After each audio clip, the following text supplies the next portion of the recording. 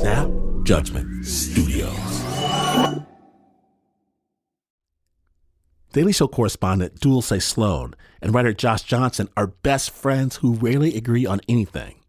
On the new podcast called Hold Up with Dulce Sloan and Josh Johnson, they turn their hilarious, unpredictable, and legendary office banter into a war of words about topics big and small. Mostly small, from texting versus calling to club bangers versus conscious rap and everything in between. Listen to Hold Up with Dulce Sloan and Josh Johnson from The Daily Show every Thursday on the iHeartRadio app, Apple Podcasts, or wherever you get your podcasts. Attention shoppers, we now have taste in the bread aisle. Dave's Killer Bread, that's right. An organic bread that's no longer a sedative for your taste buds. Dave's Killer Bread is on a mission to make the most of the loaf, to rid the world of GMOs, high fructose corn syrup, and artificial ingredients, and plant the seeds of good in all that they bake. Killer taste, killer texture, always organic. Dave's Killer Bread. Bread amplified. Okay, so they tell you to wait, that someday everything's going to be worth it, that patience is a virtue, it's just around the corner, don't throw everything away. But what if there's nothing there? Well, today in Snap Judgment, we want to see what everyone's working so hard for. My name is Len Washington. Close the door. Set your phone to voicemail and tell your boss you need a moment to prepare the big sale. Because you're listening to Snap Judgment Class.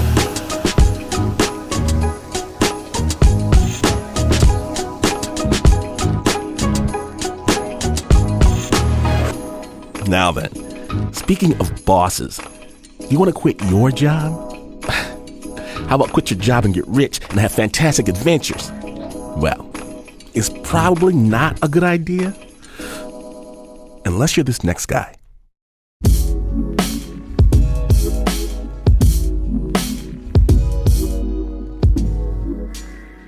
Hello, my name is W.C. Jameson, and I'm a professional treasure hunter. For about 40 years, W.C. Jameson has searched for and recovered buried treasure. Gold bars, silver ingots, ancient artifacts. And he's done it in secret. I pretty much never let anybody know about it. My children didn't even know what I was doing, in large part because a lot of what we do is illegal. He's a bit of a folk legend among treasure hunters. I met him at his home in East Texas. His lawn is decorated with found art, painted antlers, homemade windmills, something called a bottle tree, where he hangs blue bottles of Bombay Sapphire once he's done drinking the gin inside. On the wall of his study, he's hung a portrait of the great Texas poet Willie Nelson. Every Thursday, you can find him singing his own songs and playing guitar at the local bar. Now that he's getting older, he's begun to soften up a little about talking. I don't care anymore. You don't care what? I don't care if I get caught. What he does, and used to do a lot more of, is sneak into national parks, sometimes onto private property, over national borders, searching for buried treasure. He used to work with 3 partners. Together they were a kind of swashbuckling adventure team. Interestingly, we all had military experience. We were all sharpshooters. We all had black belts in martial arts. We're all university educated. Among the 4 of us, there were 2 PhDs and 3 master's degrees. Nobody agreed to have their own names used. A fellow I refer to as Slade was a 6-year Marine. He spent 4 years in Vietnam, and the guy I referred to as Poet is from England.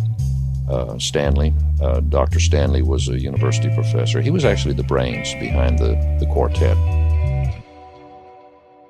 Dr. Stanley would travel to Mexico City and troll the archives for old maps of silver and gold mines operated by the Spanish colonial government.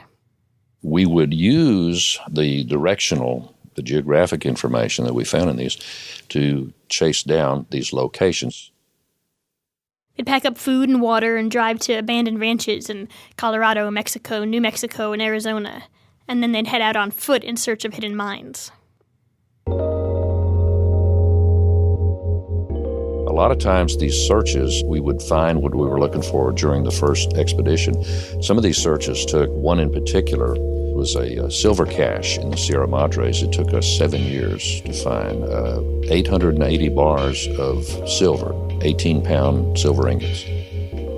2 or 3 of these locations where we found caches, we would return to time and again, and we would make, we called them banks. That was a code word among ourselves. And we would, from time to time, I and the company of my partners, from time to time, would travel to these banks and make withdrawals.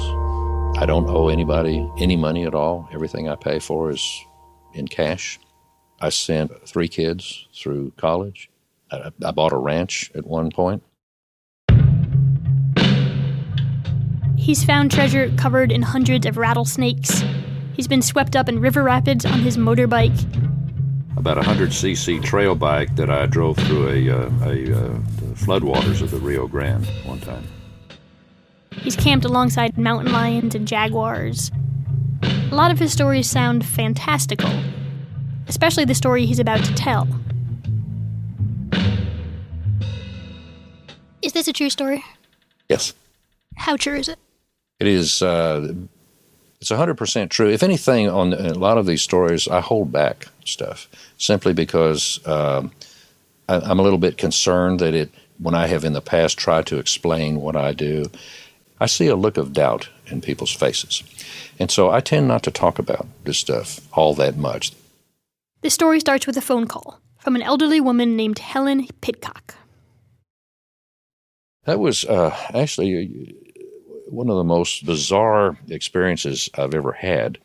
I think she had learned about something I was doing through a newspaper article or some information that had escaped. The woman said her husband was missing, and she needed Jameson's help finding him.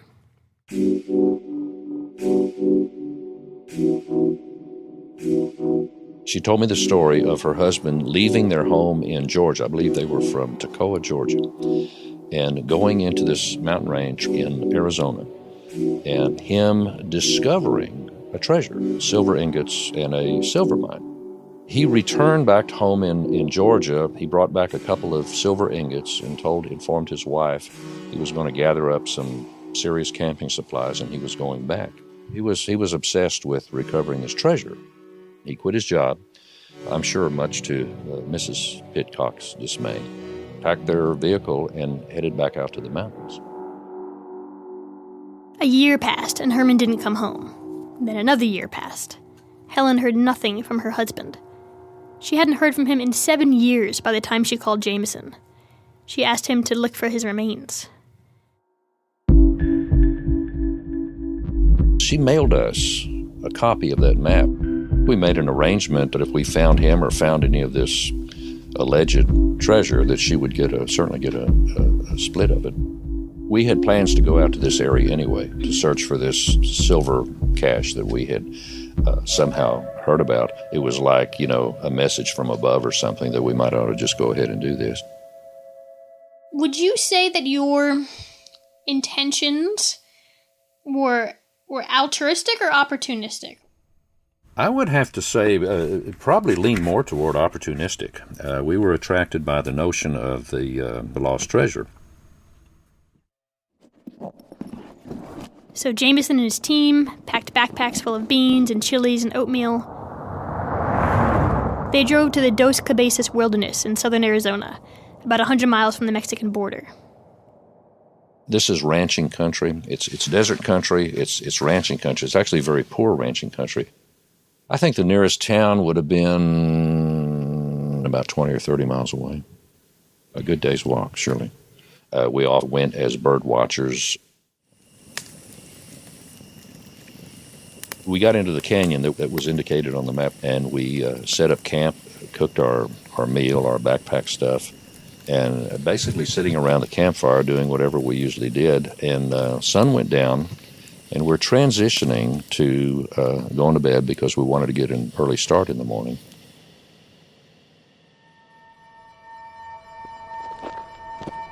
And it was at that point where I kept hearing somebody walking around out there. The next morning, I set out on up the canyon, but we found footprints. So somebody was up there. Could have been a rancher, could have been anybody. We didn't know. But we were mostly young, we were mostly full of ourselves, and we had guns. So, guy stuff. Using the map, they found a clue that they were on the right trail. They found a talus pile. Talus is the rock that's dug out of the mine and dumped at the opening of the shaft. You see this flow of rocks on a slope. You're sliding, and you're gradually making your way up to the top. We got fired upon. A shot rang out. We head for cover. The shot came from across the canyon, and we were in an open area. And so the first thing we needed to do was get the hell off the slope. We went back to the campsite, spent the night at the camp that night. And what's that night like? We'd been shot at, and so we actually posted guard. We took turns standing guard. By the way, we heard footsteps again that night in camp. Hold on. Why not turn around and go back home and say, we tried to find this and we got shot at and we left? Surely that's an acceptable defeat. Giving up. We were on an expedition. We were on an expedition to try to find what we were searching for. Leaving the scene and going back home would have been giving up. So what were your plans for the next day? I mean, how did you figure out what to do next? We didn't. We kind of made it up on the fly. Got up the next morning, we had breakfast, and we headed back up. As they started carefully up the talus pile, Stanley, the oldest and most cautious, went first. He stepped out, he spread his arms wide, and turned around to show whoever might be watching that he was unarmed, and he yelled out as loud as he could, if the person that we couldn't see had a claim on this mine and wanted us out, just let us know and we'll be glad to go. Nothing happened. Stanley looked at us.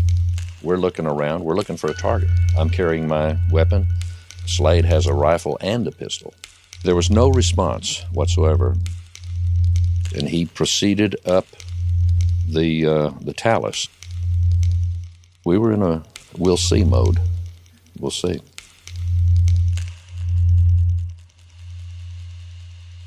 Stanley made it with some difficulty, made it to the top of the talus pile where we could see the opening of the shaft. If he got up to the shaft, he looked down at us, did kind of a full circle as he looked around the canyon, and then all of a sudden a shot rang out, and Stanley dropped. The way he dropped, it looked like he had been hit bad. We jumped across the entrance, didn't give the person inside a chance to take aim and fire at anything. Tended to Stanley, and as it turns out, he wasn't hit with a bullet. He was hit with shards of rock. He was bleeding heavily from a lot of cuts. There was a lot of blood. On a hunch, I called into the mine, and I said, Pitcock, Herman Pitcock. Are you Herman Pitcock? There was silence, and I called again, and he said, I'm Herman Pitcock. And then he kind of broke down in a kind of a rage. He immediately started accusing us of wanting to steal his treasure. Not entirely off base. I mean, not steal, but you were there for the treasure. He had a prior claim to it. You know, while we are professional treasure hunters, we do have a certain set of ethics. I explained to him that we would be happy to assist him in recovering the treasure and getting it back to Georgia, and we had made arrangements with his wife, but he would have none of it. He fired a couple of more times. and we heard the hammer of his rifle finally strike on an empty chamber.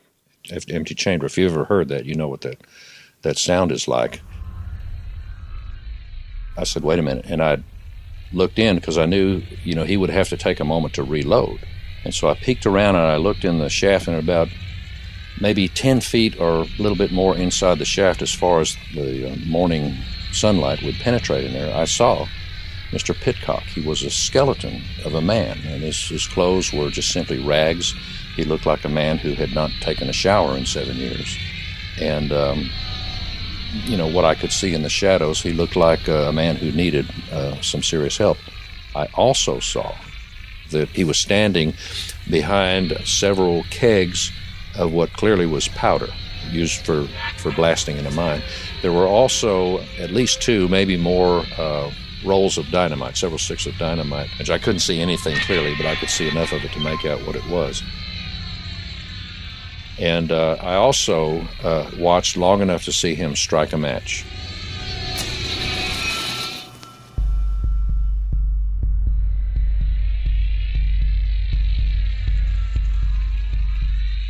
Now we have a man who is clearly upset and possibly deranged with a lighted match standing next to dynamite and powder.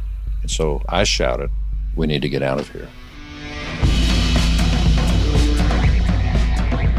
And so we started scrabbling up this, roughly it's a 45-degree slope.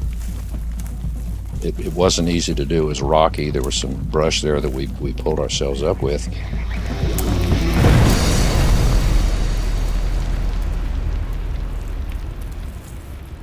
And I would say we were maybe 15 or 20 seconds into doing this when the explosion hit. He had ignited the dynamite and the powder, and the explosion just reverberated through that canyon. It seemed like it echoed forever and ever and ever. We were several seconds basically in a fetal position, covering our heads. Within just a few seconds, the entire canyon filled up with dust, and you couldn't even see the floor of the canyon from where we were perched on the slope. We probably sat there for about an hour at least, hour and a half, waiting for some of the dust to settle before we set out back to the campsite. Where the shaft was kind of a concave scar in the slope of the mountain. There was no shaft that was discernible, no shaft left. So what happened to Herman Pitcock, and what happened to all the silver? Well, Herman Pitcock blew himself to smithereens, and the silver was blown to smithereens. Jameson and his wounded crew stumbled down the rubble and regrouped again at their campsite. That evening, we talked around the campfire. We asked ourselves the question, how did this guy survive for 7 years in this canyon? You can live off the land if you know what you're looking for. There were deer in these mountains. He had a weapon. It's not unreasonable to think that he did some hunting. It's not unreasonable that he traveled back and forth to some town and picked up supplies.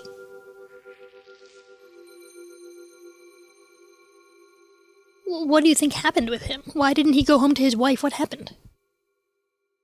He had a treasure. He had at his disposal a treasure, stacks of silver ingots, a fortune that for some reason he decided to hoard in that shaft.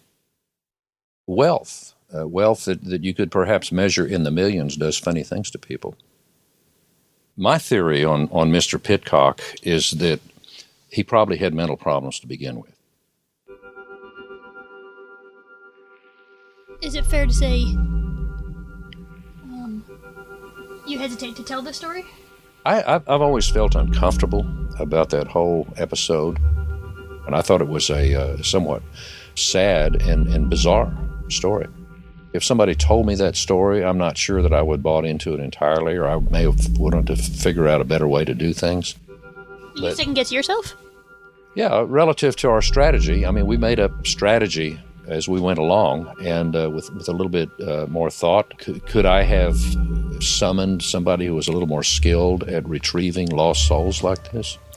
But we were being shot at, and you make decisions on the spot like that don't necessarily driving back into town and chasing down the local psychologist to come and help a crazy guy who's shooting at you. Do you feel guilt? I feel no guilt whatsoever, no. Nope. On the way out of the canyon, I was pondering. I initiated the discussion relative to what we're going to tell Mrs. Pitcock. And we decided that she didn't need to know this. We decided that we would just say that we investigated the canyon and there was no sign of her husband. I didn't want to be the bearer of that kind of news to Miss Pitcock. So did you call her or write her a letter? Yeah, I called her. I had her phone number. I called her and explained to her, and she said it was just exactly what she expected, that there would be no sign. Was that for your own good or for her own good, or both? Maybe for both of us, for her own good, and it was the truth is, and it sounds a little cowardly, but it was easier on me. If you had been Herman Pitcock, and your wife had summoned someone else to go find out what happened, and this is what happened to you, would you want your wife to know the truth? If I met my end similar to, or at least was in the condition that Herman Pitcock was in, I think I would prefer that my wife and my children did not know that stuff. I've always told my wife that if it looks like my time was coming, what I would really like to do is throw on a backpack and head back into the Sierra Madres or into the Guadalupe Mountains and just simply find a place to lie down.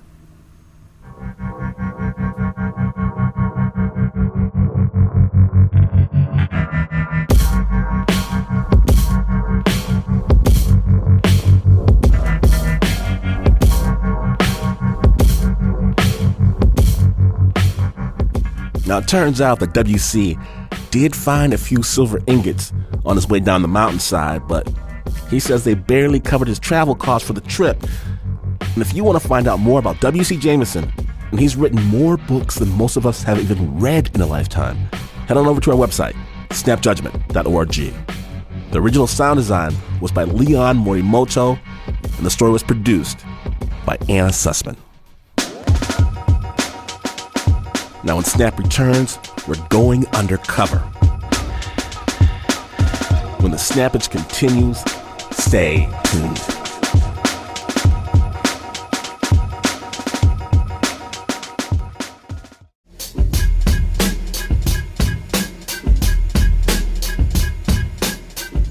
Welcome back to Snap Judgment, the Brass Ring episode. Now, our next story comes from back in the day, from Brooklyn, before it was hip, when the streets of Williamsburg were still rough and the mob ran Red Hook. Sensitive listeners should note that this story does contain some violence directed at a child, because the place that Lou Diaz called home as a kid, that place could be even crazier than the streets. Snap Judgment.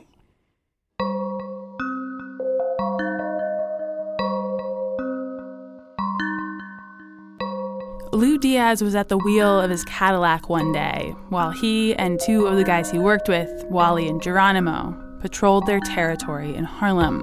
Then suddenly, the radio crackled, and through the white noise, the voice that Lou heard was not the voice of a disc jockey. It was the sound of nearby police surveillance. I mean, you could hear it distinctly that there was law enforcement personnel. It wasn't radio people. And when it came out, I just jumped. I said, "What the hell?" And I said, "What's going on here?" Lou, Wally, and Geronimo all worked for Nicky Barnes, one of the biggest drug dealers in New York City. If the police had been watching them all day, Lou knew that they might have a big problem. So I drove the car immediately. I drove the car to the first place that I could hide it, and it was down a back alley. I came down a back alley with the car. I said, "You guys better be straight here. Something's going on here." And I parked the car immediately, and I drew my 9mm, and I turned around, and I pointed it at Wally and Geronimo, who was right next to me. I said, "Get out of the car, now." And I said, "Get up against the car." And now they're going crazy. "Louie, what's wrong? Louie, for Christ's sake, what's wrong?" He says, "We heard it. It's just, that happens sometimes. I mean, there's cops in the area." Of course, now Wally's going nuts. He says, "Louie, no, please. You gotta understand, I'm not with anybody. I'm with you.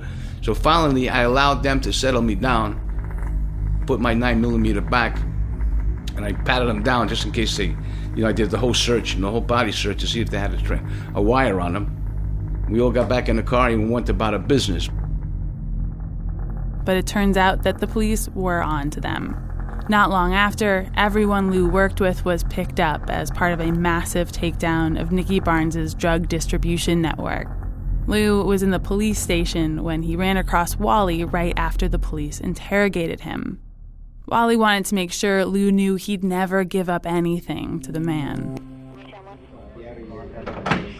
I'll never forget this. Wally looked up at me and he says, "Louie, don't worry, I didn't say a thing. I didn't say a thing." And I looked at Wally. I tell you, I got glassy-eyed, I gotta tell you, because sometimes you get close to these people, and Wally was not a bad guy. He really wasn't a bad guy. He was a funny character. I says, "Wally, I hate to tell you." He says, "But I am the man." Lou was an undercover cop. He worked for the NYPD, then for the Bureau of Alcohol, Tobacco, and Firearms, and finally for the DEA in New York City during the heyday of cocaine and heroin. Playing a gangster, Lou penetrated networks easily and rose in the ranks quickly. He knew how to play this part so well because these were the guys he grew up with. You know, I knew how these guys thought. I knew the moves. Growing up in the neighborhood, knowing mob guys in the neighborhood, knowing how they acted, how they reacted, how they looked, how they walked. I had all these things to work with. So I felt very comfortable in that environment. Matter of fact, I felt more comfortable in that environment than I did working with my fellow feds, who I loved and adored, or with the police for that matter. Because to some degree, I'm not a big fan of cops, at least not the bad ones. You know, and there's a lot of cops, even feds, that use their shield and a gun as an extension of their own prejudice. I hate that with a passion. I hate it. I mean, it's worse than being a crook. At least a crook says he's a crook. He is a crook. A criminal has more respect from me because he stands for what he is. Nothing more, nothing less than a crook. Lou grew up in Red Hook, Brooklyn, back when it was run by the mob and everyone identified with the country their parents immigrated from. These were tough men, you know, working hard for a living, blue-collar workers, truck drivers, you know, merchant marine, longshoremen, the backbone of America, you know. And my father, he was my king. He was my role model. He was my everything. When we got along well, it was beautiful for me. But he never hugged or kissed me. Never told me I love you. I don't want to sound whimpering here. But as much as I loved my father, he never hugged or kissed me. And everything had to be done like a man. I mean, even sweeping, you had to sweep like a man. You know, there was a certain way you sweep, you know, a certain way you moved. What does that mean? How do you sweep like a man? I'd have to show you. You sweep aggressively. He was big on me being a man and me doing the right thing because the neighborhood was pretty tough. I remember my first beating at age 5 over nonsense. I think I woke him up and he got up and just beat the piss out of me, man. And you know how you get that cry when you can't breathe? I'll never forget that. I couldn't catch my breath. I was crying so much, and my mother would jump in his face and be savage, stop, you know. And then after he'd stop, he'd go to bed. Like he had like this adrenaline surge, and then it just went away and he just left him blank. That was the first time I gotta say my innocence was taken from me then. And then after that, it was just a series of other beatings for many different things, but it was always over some bull thing, you know. The biggest one was where I was walking down a hallway and there was a hat on the floor and I missed it because it was dark. I just stepped over it unwittingly. And my father looks down at it and he goes, "Mister, you realize what you did?" I said, "No, what'd I do?" Because I used to answer him back sometimes, not answering back like, you know, very aggressively, but kind of like a Weisenheim a little bit, you know, and he hated that. First thing I know, he just gets up and just, boom, hits me with a right hand, knocks me against the wall, and just commenced to beat the out of me. And it got so where I could hear the thud to my face, the knuckles crashing on my face. And the first time in my life, I felt my brain actually rock in my head. I said, this ain't normal, you know, but it actually rocked in my head. We'll find out later that's what a fighter goes through when he gets hit good, you know. That's what made me a good fighter, because I was used to it. I knew what it was. It was a surprise when I got hit like that. I was just about to pass out, and then my grandmother and mother jumped on him. And then my grandmother fell down. He got worse. And then, finally it stopped. They were able to calm him down. But I was battered and beaten, and I never forgot that for the rest of my life. But I wasn't the only guy getting beat. That's just the way it was in the neighborhood, except my father happened to be stronger than most of the fathers in the neighborhood. As a result of that, I was one tough son of a bitch. But in a good way. There was nobody gonna with me or beat me like my father. Nobody. And nobody ever was gonna hit me like that. So I was the number one boy in the neighborhood. That's when Joe Gallo, a local Sicilian mob boss, took notice. And I was close to Gallo growing up as a kid because they loved me. They used to grab me in a headlock. Come here, kid. Give me noogies, And as a matter of fact, when I came out of the service, they wanted me to turn pro. Why did you decide not to? Because my father said no. That's a good enough reason. The next best thing was become a cop. Yeah. I wanted to show my peers, if I was to become a cop, that you didn't have to be a bully. That your job was to protect the people. Your job was to serve the people. So Lou signed up with all his good intentions, but his dad still was skeptical. He had a suspicious feeling about law enforcement in general. Kind of felt they were fascist in nature because of how they treated people and their mindset. So he was concerned about my falling into that bag with these people.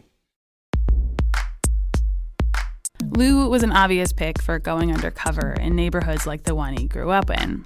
And right away, he showed that he had a knack for fitting in with a rough crowd.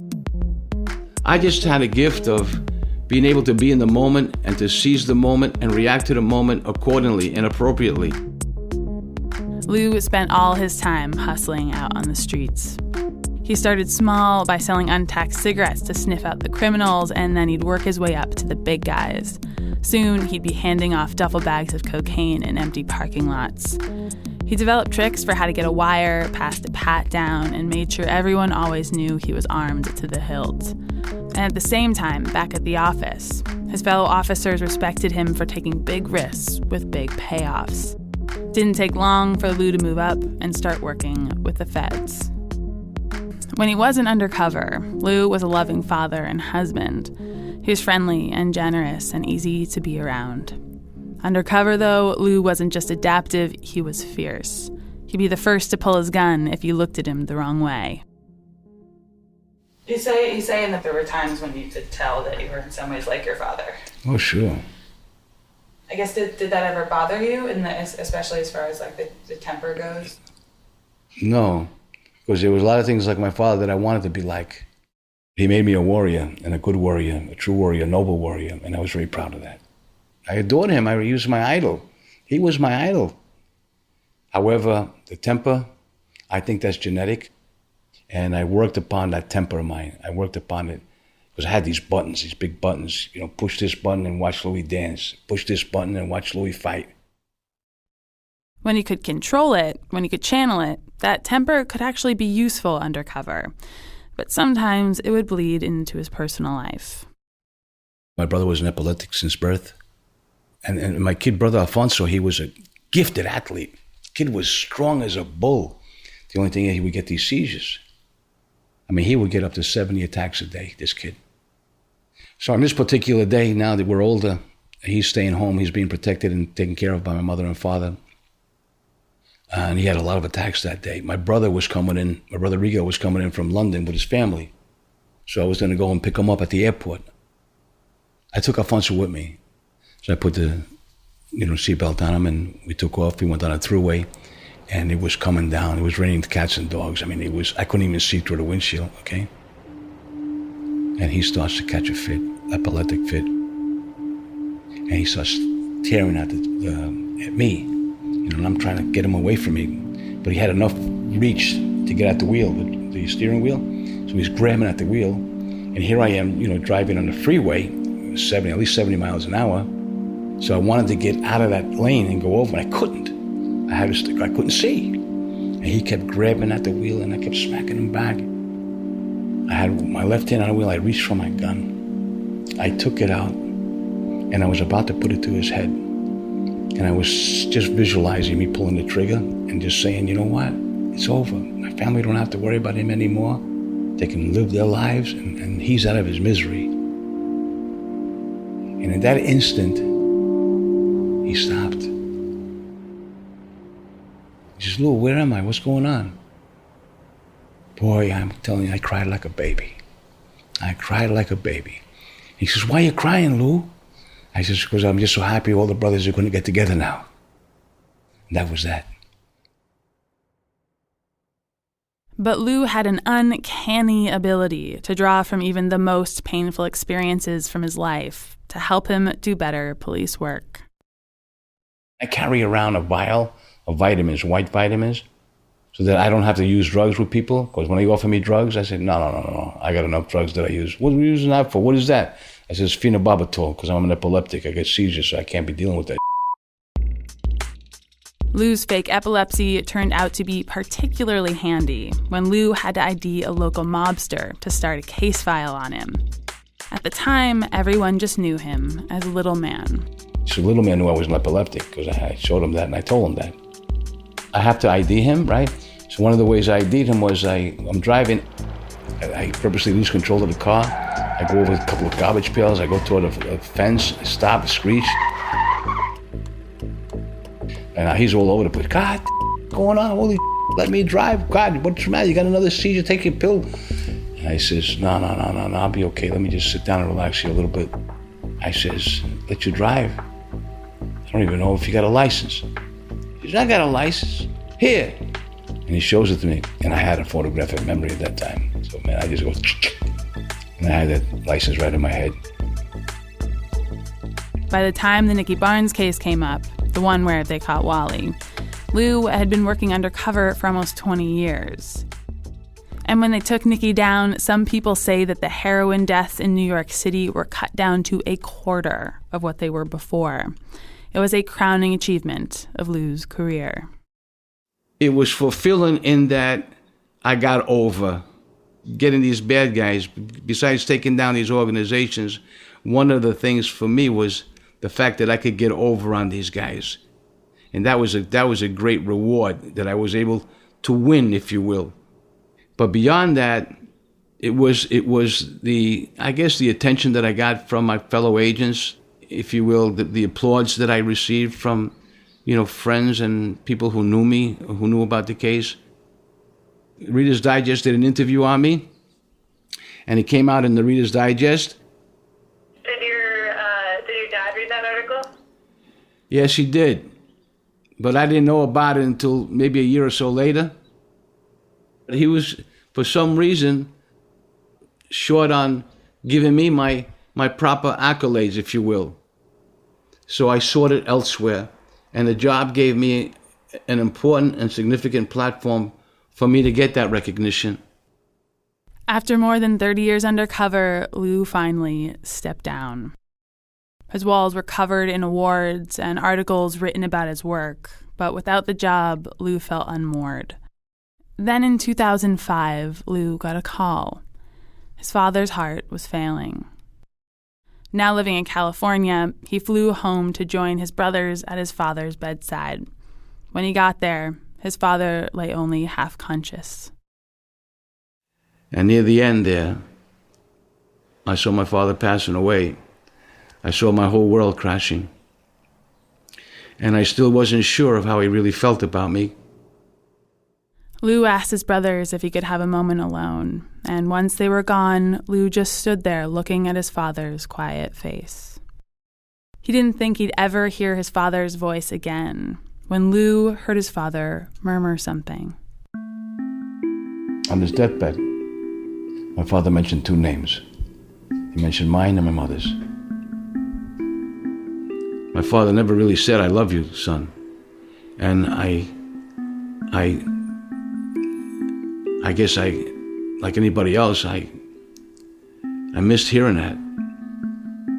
But when he mentioned my name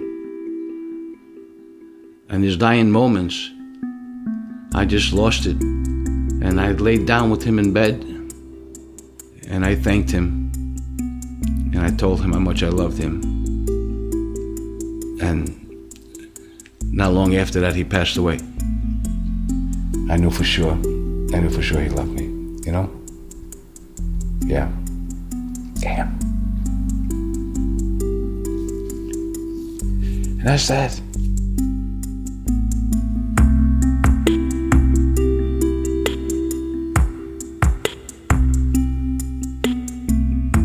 Thanks so much to Lou Diaz for sharing that story. Lou's had a long and illustrious career as an undercover cop and federal agent. We just couldn't fit it all in this one story. But if you want to hear more of his tales, check out his book, Dancing with the Devil, Confessions of an Undercover Agent. You'll find a link on our website, snapjudgment.org. The original score for that piece was composed by Renzo Gorrio, and the story was produced by Julia Dewitt. It's that time. I know, but not to fear. A world of snap awaits your listening pleasure. Full episodes. Get the podcast right now at snapjudgment.org. iTunes, Stitcher, SoundCloud, we make it your way. Snap was produced by the finest team ever to hold the brass ring. The Uber producer, Mark Ristich. Pat Mesiti-Miller, Anna Sussman, Julia DeWitt, Nancy Lopez, Davey Kim, Renzo Gorrio, the Get Fresh crew, Eliza Smith, Anna Adlerstein, Leon Morimoto, and Matt Ducot, shaken and stirred by Jasmine Aguilera. This show is executive produced by our Kickstarter champion, Mr. Don Verhagen. And this is not the news. No way is this the news. In fact, you could work night and day and night, pushing, pulling for your own brass ring, only to realize that there it is, in your nose, a brass ring. And what's this? You're a donkey. And even as all that sets in, you would still not be as far away from the news as this is. But this is PRX.